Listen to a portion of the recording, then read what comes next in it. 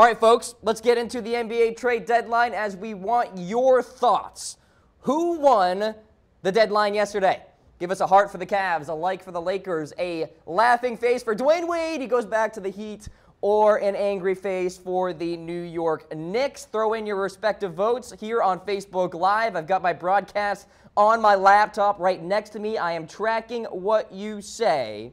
And continue to throw in your thoughts in the comments section as well. Wendy chiming in the comments section saying, please give me a shout out. Wendy, a shout out to you. Thank you for tuning in for the Cam Show here on this Friday morning. Hope your weekend is getting started off well. All right, let's go through the trades here, ladies and gentlemen. We'll start off with the Lakers and the Cavs. So here's what went down. Poor IT, right? Isaiah Thomas on the move.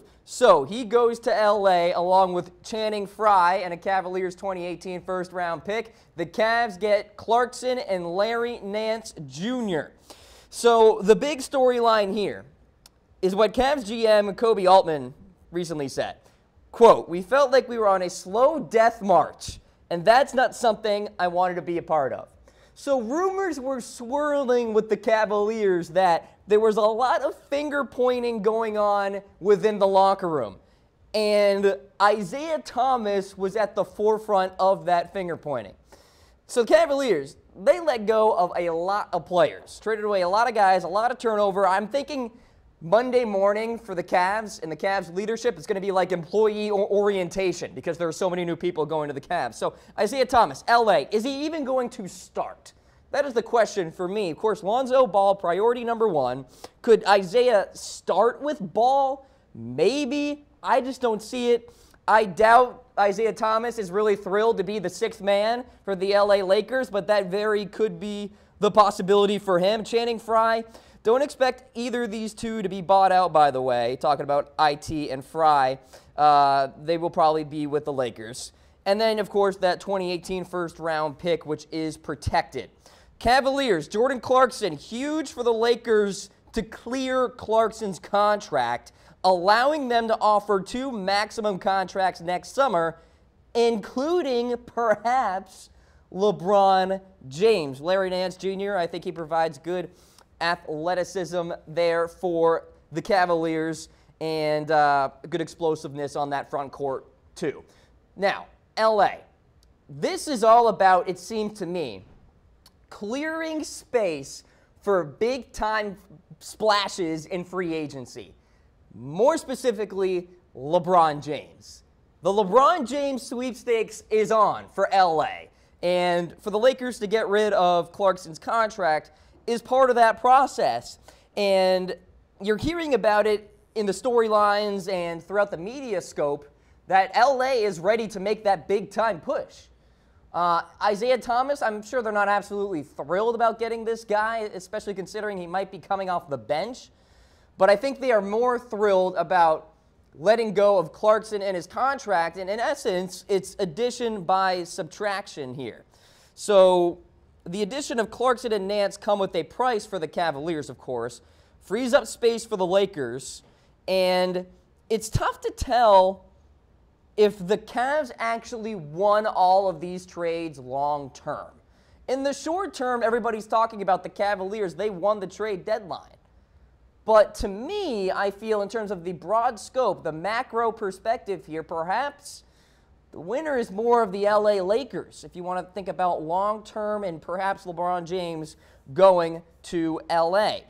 We'll go into the next tier trade involving the Cavaliers again. We got the Jazz, we got the Kings, and the Cavs in a 3-way trade. So the Jazz get Crowder and Derrick Rose. Poor Derrick Rose right now. I mean, everybody's saying that it could be the beginning of the end for him in terms of his career.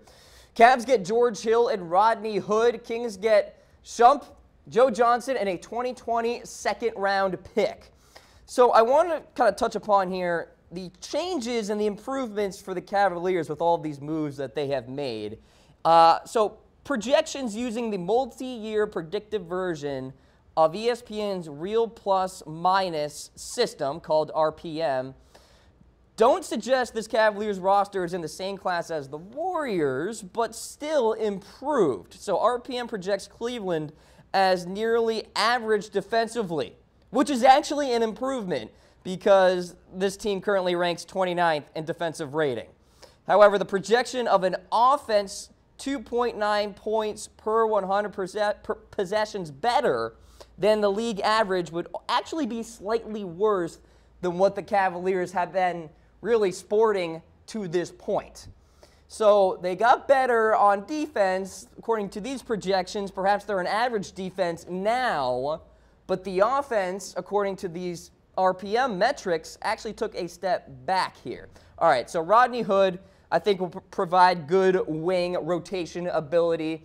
You talk about George Hill. Cavs are a lot more dynamic today than they were yesterday, or beginning of yesterday, I should say. Hood and Hill will help, and the Cavs didn't have to trade the Brooklyn pick either, which I think is important. All right, the Jazz, Derrick Rose. Is there anybody out there that actually wants Derrick at this point? He's going to be bought out most likely, but reports suggest that Tom Thibodeau's Timberwolves may be interested in Derrick Rose, and reports have swirled that Rose has considered retirement. You may remember that report all the way back in November. He really didn't trust, or he essentially refuted that media report. But still, there's something there with Derrick Rose. And then Jay Crowder, I think Coach Quinn Snyder's system is a good fit for him. Crowder looked out of place for the really entire tenure he was with Cleveland. I expect more shots from beyond the arc from Crowder as he plays for the Jazz. And then the Kings, Joe Johnson, I think the Kings will buy him out, and the Celtics and Warriors are reportedly in the running for that shooting guard there. So those are the big storylines out of that trade. How about the Cavs and Heat? So the Cavs get a second-round pick. The Heat get their guy back, Dwayne Wade. I think this was more of a nice gesture from the Cavaliers because Dwayne Wade really never wanted to leave Miami. You had that really awesome bromance between Wade and LeBron James that, you know, really worked out nicely for the interviews and all of that. But in terms of the X's and O's and on the hardwood, you know, Wayne wanted to go back home. So the Cavaliers deal him, and Wade can probably finish his career with the Miami Heat. Let's take a look at the Nuggets, Knicks, and Mavs here. So the Knicks get Moutier, and the Nuggets really wanted to see what they had in Moutier and Jamal Murray, and I guess Denver saw Moutier as more expendable here. But he's just 21 years old. He was the 7th overall pick in 2015, so the Knicks want to see what they have in him. Knicks also get a 2018 second-round pick from Denver. Denver getting Devin Harris and a 2018 second-round pick, and Dallas gets Doug McDermott and a future second-round pick from Denver via Portland. So that is another big-time trade that happened yesterday. And as I go through these trades, ladies and gentlemen, let me know who you think won the deadline yesterday. I'm seeing a lot of comments and thoughts about the LA Lakers, and many people think the Cavs also won the deadline yesterday. So there is actually a trade without the Cleveland Cavaliers between or among the Nuggets, Knicks, and Mavs there. Let's take a look at the Magic and the Suns here. So what went down with this one? Elfrid Payton, he goes to the Phoenix Suns. The Magic get a Suns 2018 second-round pick. Payton is a restricted free agent this summer, but is in the midst of his best offensive season, averaging 13.6 assists per game on a career high of 52% shooting. So the Suns get a pretty darn good shooter, or at least a guy carrying a lot of momentum this season. The Magic get a 2018 second-round pick. So those are the big-time trades across the NBA trade deadline. And boy, was it a fun mid-afternoon, mid-morning yesterday, getting all this news. Obviously, I think the Isaiah Thomas trade was the biggest one yesterday, going to the LA Lakers. So who won the NBA trade deadline yesterday? Your options are the Cavs, the Lakers, Dwayne Wade going back home to the Miami Heat, or the New York Knicks. And I'm interested to see what people's thoughts are on the Knicks and, you know, of course, their moves that went down yesterday, getting Moutier, I think will be a solid pickup for them. And the Lakers, I think, is probably going to be the most popular vote as I watch all the reactions flowing in here on the Cam Rogers Show. Getting a lot of likes here, seeing some hearts. Raphael chiming in, the Lakers won it. Mitchell Wren's the Lakers if they get LeBron, which I think is the plan in terms of longevity. And I think that's a good point. Because if you want to think about, all the way down the line into free agency, the winner at the end of the day may just be the LA Lakers and not the Cleveland Cavs. The Cavs may have won the short term, but I think LA won the long term. All right, folks, there you go. A little recap of the NBA trade deadline. This is the Cam Rogers Show here on Chat Sports Facebook Live. Are you on the go? Do you have to move on this Friday? Don't you worry. You can get me wherever you go. Head on to chatsports.com/camshow. Download the podcast version for iTunes users out there.